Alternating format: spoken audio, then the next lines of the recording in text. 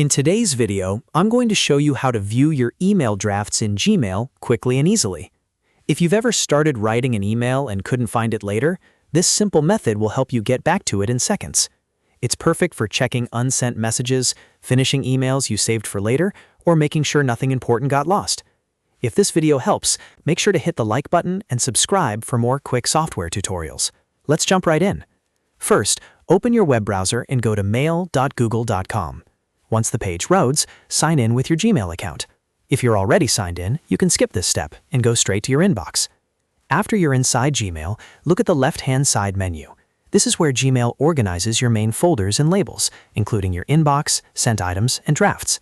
If you don't see the full menu right away, just make sure the sidebar is expanded. Now click on Drafts.